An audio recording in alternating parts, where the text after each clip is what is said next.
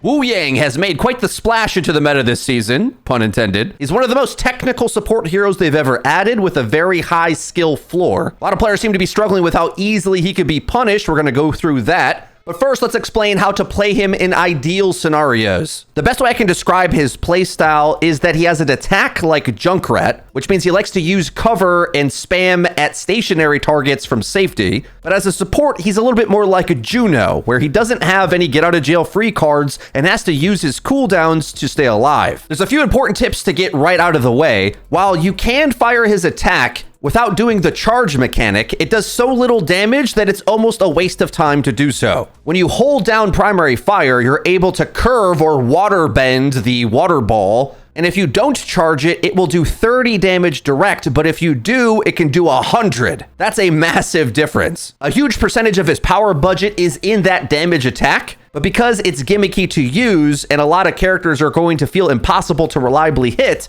that's a big aspect of Wuyang's power that can vanish if you don't know that. I'd advise that you'd rather work down the enemy's tank rather than whiff at flankers and flyers that you can't hit, especially if you're not charging the attack anyway. Ideally, like a Pharah rocket, you can water bend the attack midair and have it splash down onto the ground just to get some reliable damage on target. This is important because a big aspect of Wuyang's playstyle that I've been noticing and seeing a lot of players struggle with is if you spam his cooldowns too early in the fight, you're just gonna fall over. So rather, you should see this hero kind of similar to Cassidy or other heroes that have a big percentage of their power in their weapon. Use that to lead off the majority of your gameplay and use your cooldowns to respond. Because if you use your escapes too early, you're just gonna get dove and die. And it's with mastery of the attack and letting that pressure apply the space of the map first that you're gonna see the openings for playmaking. Then as well, while it looks like he has a mercy beam, because it's on a limited resource, you're going to have to manage when you use it, but also importantly to note that the first cast of it applies almost like a harmony orb that stays on the target in your line of sight. So keep that out at all times. This first clip, I'm playing with a Mauga, who I think is the best type of tank, and in fact, the #1 tank to play with Wuyang, because what you don't want is a brawler character that's going to stay in needing a lot of resources that you don't have. And what you do want is a hard engage type tank. Mauga, having a lifesteal aura, is going to take maximum benefit from your heal amp effect. So what I'm doing here is playing the fringes of the map, using cover like a Junkrat would, apply damage to the enemy's backline or whatever I think I can hit, and save my cooldowns for when I'm aggressed onto,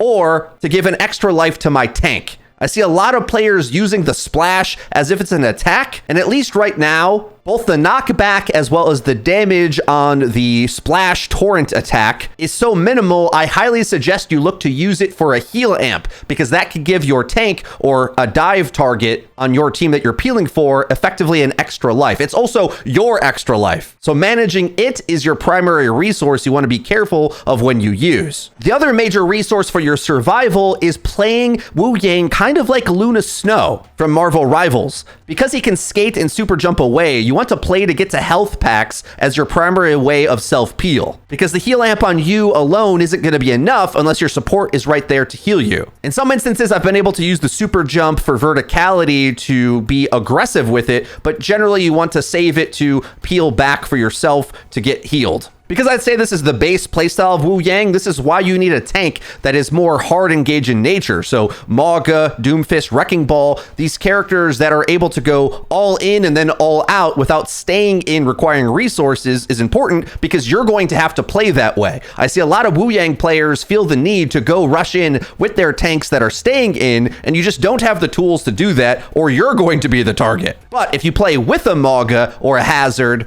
that have the kit to sustain themselves, then hard get out on their own without needing you to rush in to save them, that's where you're gonna see the most success. While his weapon is interesting as a spam DPS style support, that's not so reliable that you're gonna take over the game just doing that. I'd say his primary supportive kit is in having that heal amp ready, looking for hard engages onto your team. In this fight, while I don't keep my Lifeweaver alive, I see the engage coming, and remember there's a bit of a delay before the splash starts to hit the ground. You have to anticipate the engage a little bit. We almost keep him alive through a lot of focus. And because I had my skates available as we start to capture the objective, even a Tracer trying to hard engage into me, I'm able to jump away and spam at her to keep her at bay. While in some games I've racked up some insane healing numbers on Wuyang, I wouldn't say playing to just get healing stats is the value of him. He's more of that hybrid Overwatch 2 style support where he's got offense that is unique,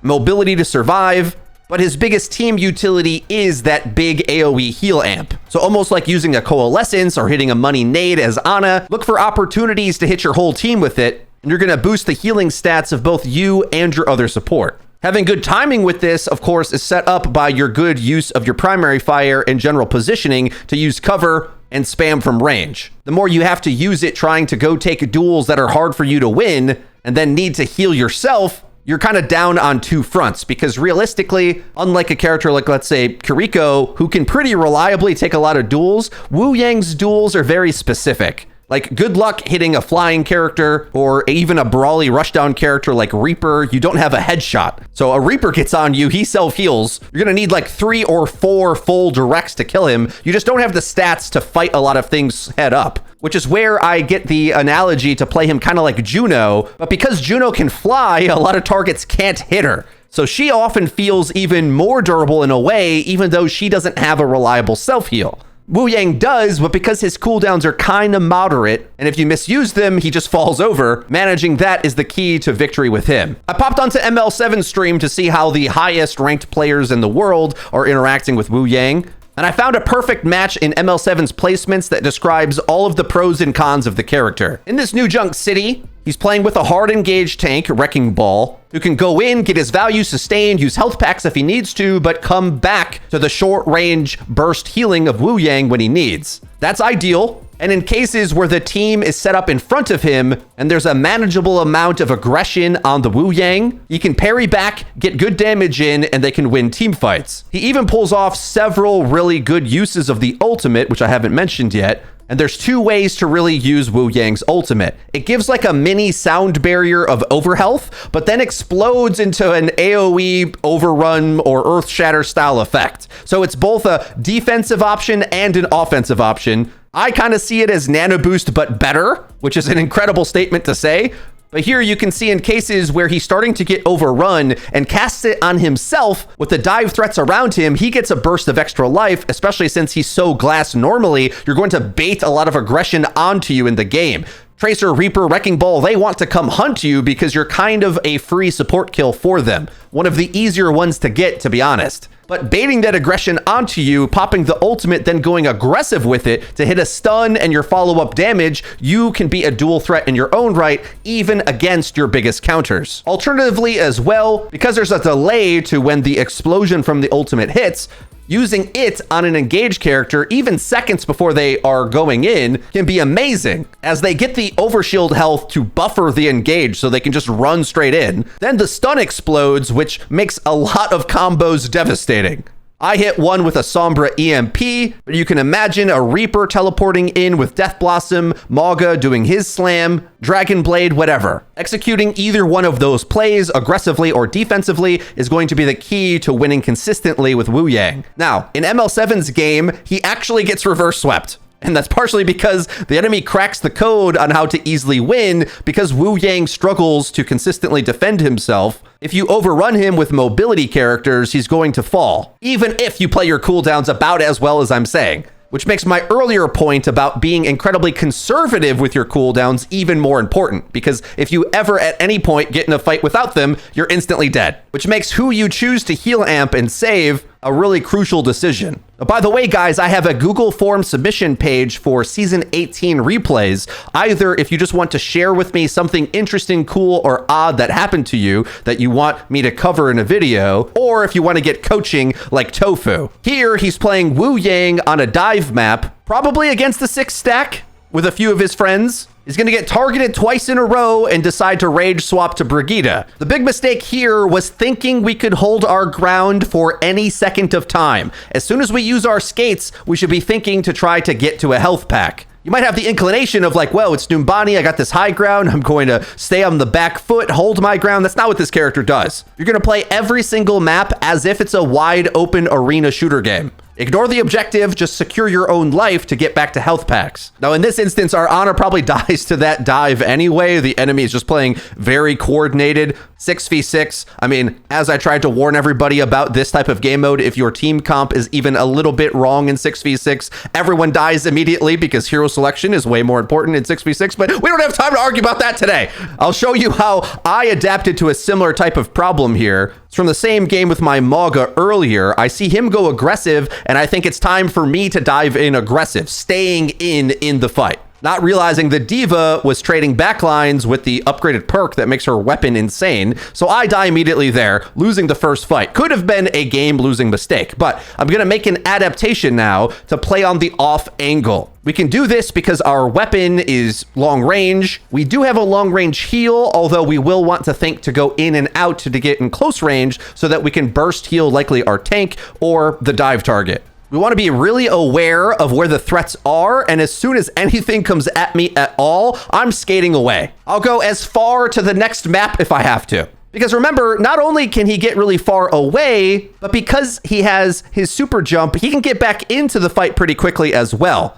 His horizontal mobility is incredible, and while, yes, his healing numbers aren't great, because it's resource-based, you're just going to pump it all in to save or heal up your tank and then get out. It takes a while for it to come back, so there's not really a reason for you to stay in close on danger at any point. And if you feel like you have to be effective with the weapon, well, then you probably just need more practice on mastering it. Because ideally what you want to do with the laser targeted water bubbles is, if you could, even shoot it from cover safely and jiggle peek back into cover, hopefully hitting the target from around a corner. That's when Wuyang's attack looks the most insane. Not when he's taking a head-up duel face-to-face, but when he's bending the damage around a corner, kind of similar to a Junkrat spam. And when you start to actualize all of this, he starts to feel like a Juno who actually has a meaningful weapon. 100 damage directs on a support is kind of incredible. A Pharah direct does 120. Last, let's talk about Wuyang's perks. For his minor perk, he either gets Overflow, gain 10 ammo and 33% healing resource when Rushing Torrent is activated,